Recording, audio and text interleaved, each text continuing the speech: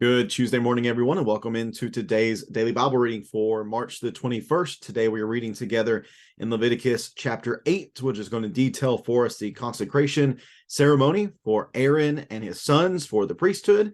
Remember, the background for this is going to be what we have seen back in Exodus chapter 28, which we read on, I don't know, I'm going to guess like 2 weeks ago, something to that of that nature. So if you maybe missed that particular reading, I want to read more about the particulars of the priesthood and what they wear and the different aspects of it, you can go back to the reading that we had for Exodus 28. But for today, here in Leviticus chapter 8, we're going to read about this ordination process for Aaron and his sons. There are a number of different aspects to it that we will just walk through quickly and then give a bit of a good summation statement at the end that I found in one of the resources that I'm looking through in prepping for these reads. The guy's name, I think, is J.L. Mays, and he just gives a good summation of what's going on here in Leviticus 8 and the significance concerning the ordination of Aaron and his sons. So let's read together to begin with here in Leviticus chapter 8, verse number 1. Yahweh spoke to Moses, take Aaron, his sons with him, the garments, the anointing oil, the bull of the sin offering, the 2 rams, and the basket of unleavened bread, and assemble the whole community at the entrance to the tent of meeting. So Moses did as Yahweh commanded him, and the community assembled at the entrance to the tent of meeting. Moses said to them, "This is what Yahweh has commanded to be done." Then Moses presented Aaron and his sons and washed them with water. He put the tunic on Aaron, wrapped the sash around him, clothed him with the robe, and put the ephod on him. He put the woven band of the ephod around him and fastened it to him. Then he put the breastpiece on him and placed the Urim and the Thummim into the breastpiece. He also put the turban on his head and placed the gold medallion, the holy diadem, on the front of the turban. I believe that says holy to Yahweh. Found that back in Exodus 28. And he did this as the Lord, as Yahweh had commanded Moses. Then Moses, verse 10 of Leviticus 8, took the anointing oil and anointed the tabernacle and everything in it to consecrate it. He sprinkled some of the oil on the altar 7 times, anointed the altar with all its utensils and the basin with its stand to consecrate them. He poured some of the anointing oil on Aaron's head and anointed and consecrated him. Then Moses presented Aaron's sons, clothed them with tunics, wrapped sashes around them, and fastened headbands on them as Yahweh had commanded Moses. Then he brought the bull near for the sin offering, and Aaron and his sons laid their hands on the head of the bull for the sin offering. Then Moses slaughtered it, took the blood, and applied it with his finger to the horns of the altar on all sides, purifying the altar. He poured out the blood at the base of the altar and consecrated it so that atonement can be made on it. Then Moses took all the fat that was on the entrails, the fatty lobe of the liver, and the 2 kidneys with their fat, and he burned them on the altar. He burned the bull with its hide, flesh, and waste outside the camp, as Yahweh had commanded Moses. Then he presented the ram for the burnt offering, and Aaron and his sons laid their hands on the head of the ram. Moses slaughtered it and splattered the blood on all sides of the altar. Moses cut the ram into pieces and burned the head, the pieces, and the fat, but he washed the entrails and legs with water. He burned the entire ram on the altar. It was a burnt offering for a pleasing aroma, a food offering to Yahweh, as he had commanded Moses. Next, he presented the second ram, the ram of ordination, and Aaron and his sons laid their hands on the head of the ram. Moses slaughtered it, took some of its blood, and put it on Aaron's right earlobe, on the thumb of his right hand, and on the big toe of his right foot. Moses also presented Aaron's sons and put some of the blood on their right earlobes, on the thumbs of their right hands, and on the big toes of their right feet. Then Moses splattered the blood on all sides of the altar. He took the fat tail, all the fat that was on the entrails, the fatty lobe of the liver, and the 2 kidneys with their fat, as well as the right thigh, from the basket of unleavened bread that was before Yahweh.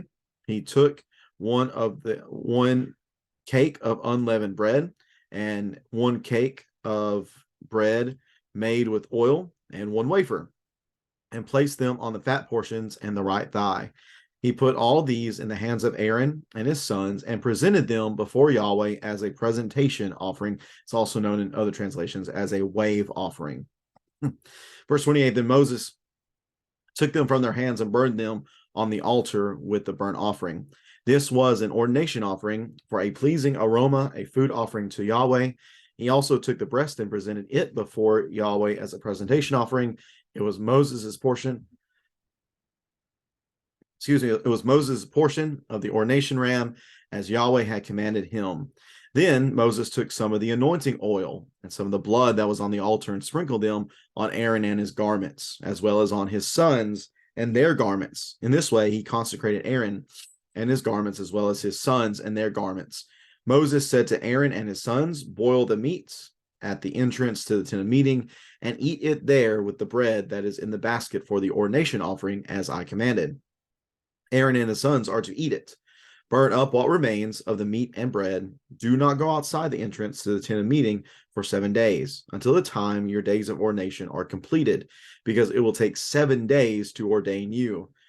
Yahweh commanded what was to be done today in order to make atonement for you. You must remain at the entrance to the tent of meeting. You must remain at the entrance to the tent of meeting day and night for 7 days, and keep Yahweh's charge so that you will not die. For this is what I was commanded. So Aaron and his sons did everything Yahweh had commanded through Moses. And that is Leviticus chapter 8. All right, now these men who were going to serve this position as priests and as ministers of the law, servants of the law, they were those who would intercede in God's presence for the people.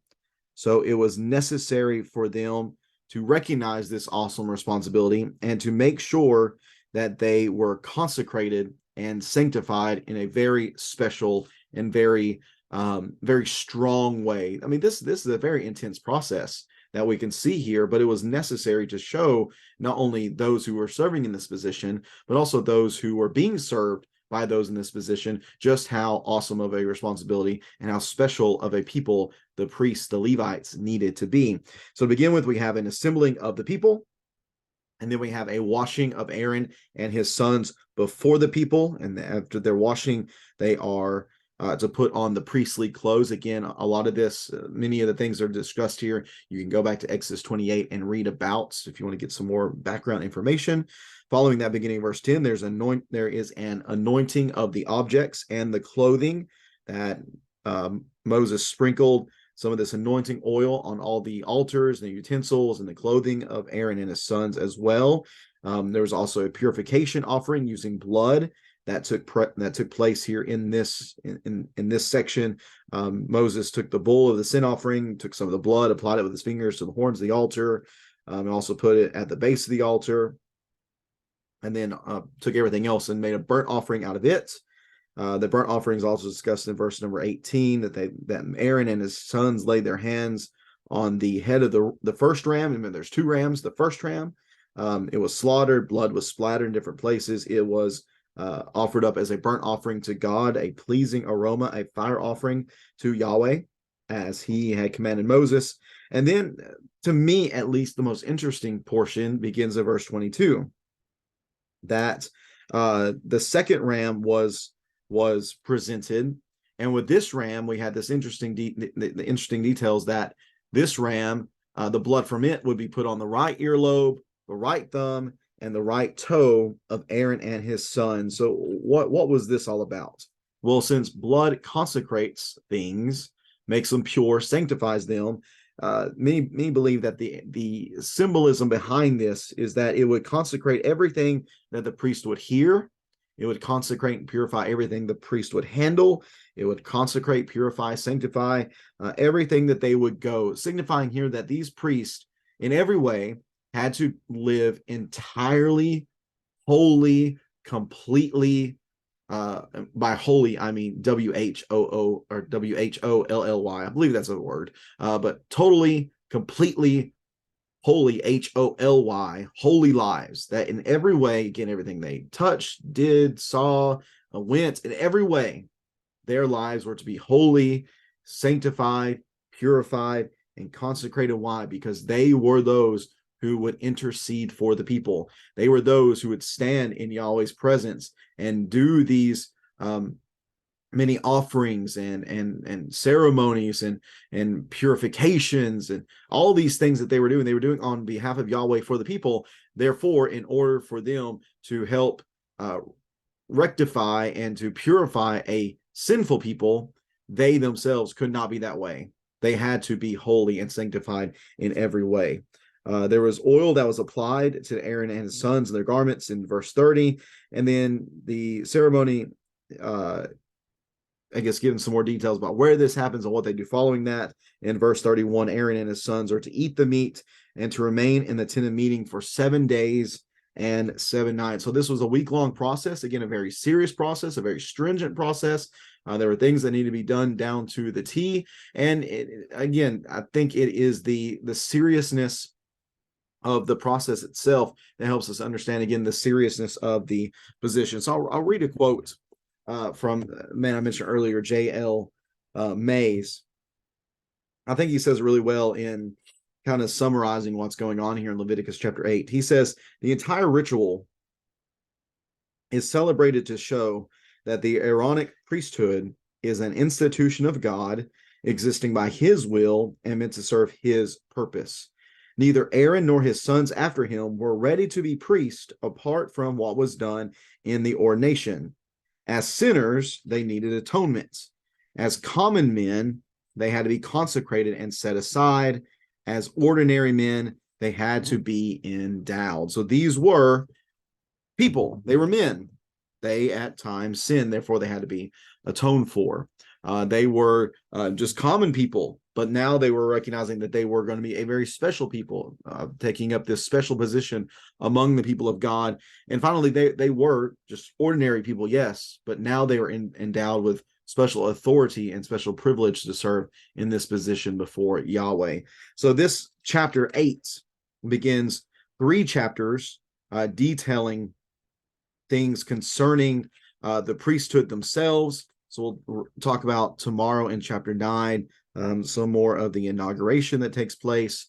And then chapter 10 has the probably well-known story in chapter 10 concerning Nadab and Abihu, and ties into what we're looking at here within these chapters as well. So if you have any questions about what we talked about today from chapter 8, please feel free to leave those in the comment section, or maybe hold on to them, and maybe they're not answered in the next couple of chapters through chapter 10, then definitely drop those down below and we'll see what we can find as far as an answer goes. I appreciate so much you tuning in for this particular reading here in Leviticus 8. Hope you'll keep these 3 chapters in mind, especially since we're going to be again revisiting this topic of Christians being priests before God and how we serve under the high priest of Jesus. That's going to be our monthly theme lesson for April.